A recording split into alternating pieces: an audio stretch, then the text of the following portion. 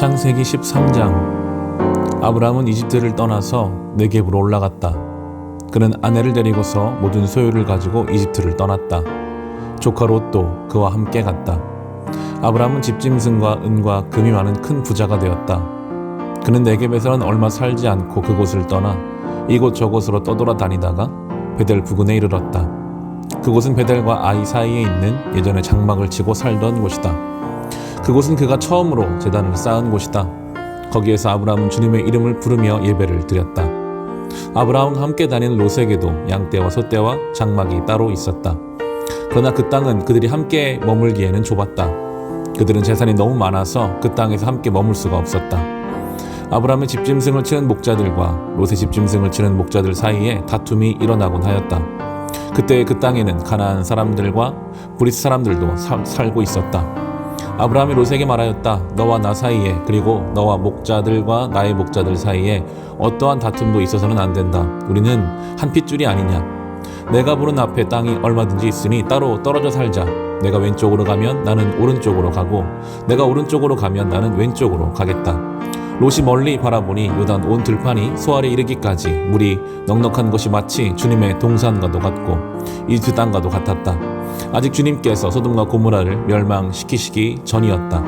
롯은 요단의 온 들판을 가지기로 하고 동쪽으로 떠났다. 이렇게 두 사람은 따로 떨어져 살게 되었다.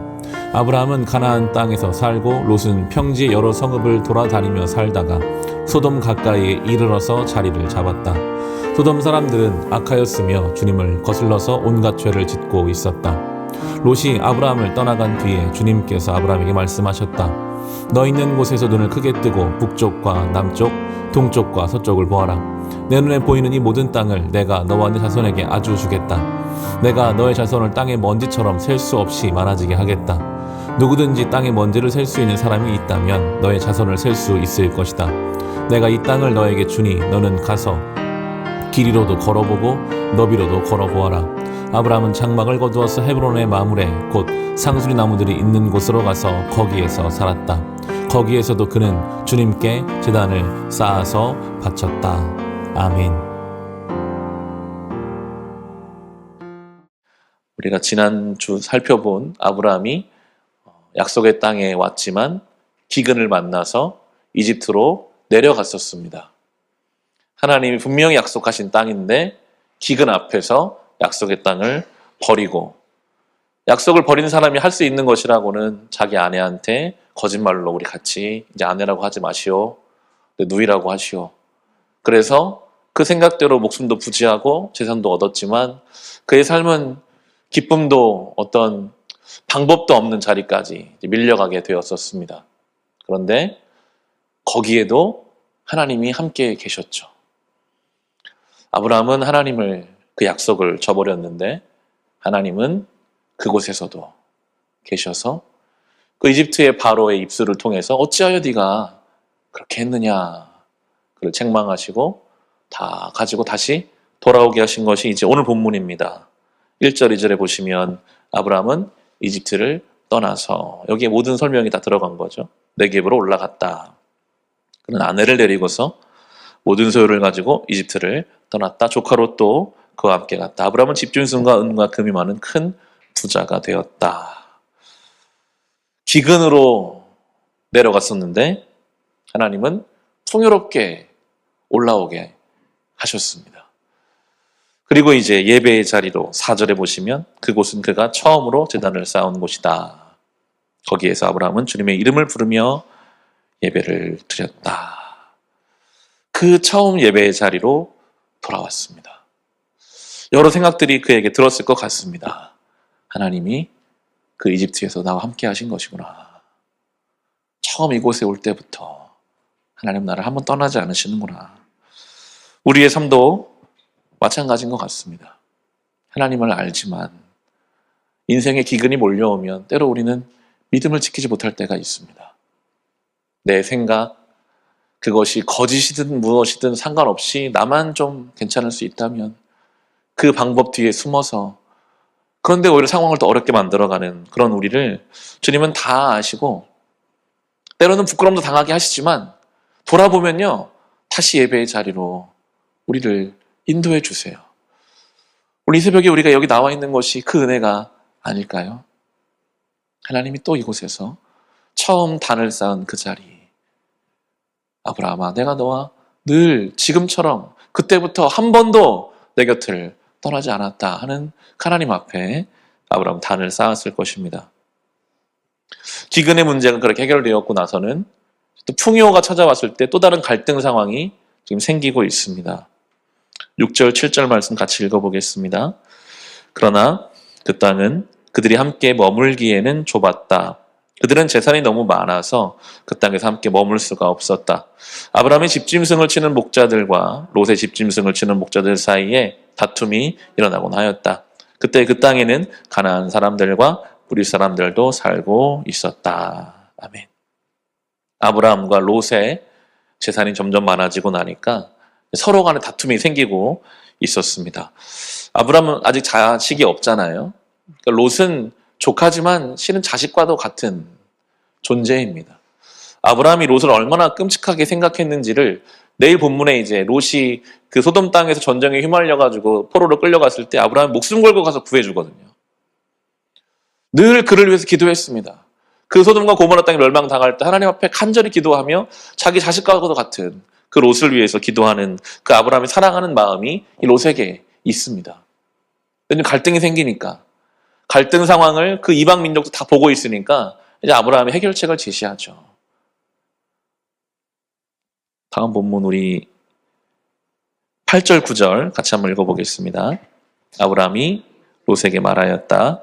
너와 나 사이에 그리고 너의 목자들과 나의 목자들 사이에 어떠한 다툼도 있어서는 안 된다. 우리는 한 핏줄이 아니냐. 내가 보는 앞에 땅이 얼마든지 있으니 따로 떨어져 살자. 내가 왼쪽으로 가면 나는 오른쪽으로 가고 내가 오른쪽으로 가면 나는 왼쪽으로 가겠다. 아멘.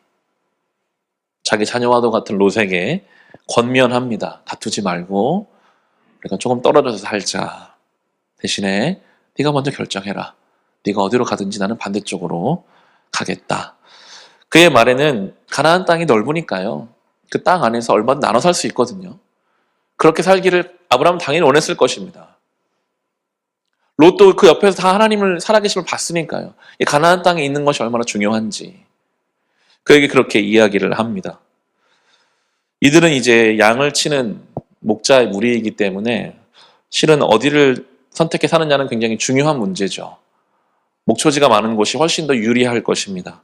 그런데 아브라함은 이전에 그 경험을 통해서 기근이 있고 나일강이 있고 어떤 상황이 중요하지 않고 하나님이 함께 계신다면 기근도 그 무엇도 바로왕도 아무런 중요하지 않다는 것을 그가 이미 어느 정도 경험했기 때문에 오른쪽으로 가는가 왼쪽으로 가는가는 이제 아브라함의 그렇게 중요한 문제가 아니게 되어버렸습니다. 나는 어디든 상관없다. 그곳에 나의 주님이 계신다는 그 믿음으로 내가 살 수만 있다면 나는 왼쪽으로 가든 오른쪽으로 가든 큰 상관이 없다. 그런데 롯은 좀 다릅니다. 롯의 선택의 기준은 성경이 말하는 10절, 11절에 나오는데 같이 읽어보겠습니다. 롯이 멀리 바라보니 요단 온 들판이 소알에 이르기까지 물이 넉넉한 것이 마치 주님의 동산과도 같고 이집트 땅과도 같았다. 아직 주님께서 소돔과 고모라를 멸망시키시기 전이었다. 롯은 요단의 온 들판을 가지기로 하고 동쪽으로 떠났다. 이렇게 두 사람은 따로 떨어져서 살게 되었다. 아멘. 10절의 표현을 보시면 그가 선택하는 기준이 물이 넉넉한 것이 주님의 동산과도 같고 이집트 땅과도 같았다 합니다. 이 롯은 주님의 동산을 본 적은 없죠. 그는 이집트는 보고 왔습니다. 아마도 그의 생각에는 이집트의 그 풍요로움을 보면서 주님의 동산은 아마도 이집트와 같을 것이다. 나일강이 있고 아무리 기근이 와도 마르지 않는 그 속에서 앞서 나가는 그 문명을 보면서 롯의 기준은 아브라함은 그 이집트에 다녀오면서 이집트도 기근도 하나님이 계신 곳이 중요하다는 것을 깨달은 사람이 있는가 하면 롯은 똑같이 이집트를 다녀오면서 이집트 같은 곳이 내가 선택할 곳이구나.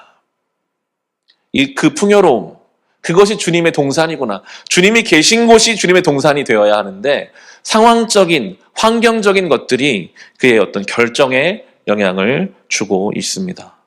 롯은 그렇게 가나안 땅을 조금씩 벗어나서 나중에는 소돔 땅까지 들어가게 되죠. 12절에 이렇게 말합니다. 아브라함은 가나안 땅에서 살고 롯은 평지의 여러 성읍을 돌아다니며 살다가 소돔 가까이 이르러 거기 자리를 잡았다. 소돔 사람들은 악하였으며 주님을 거슬러서 온갖 죄를 짓고 있었다. 아멘.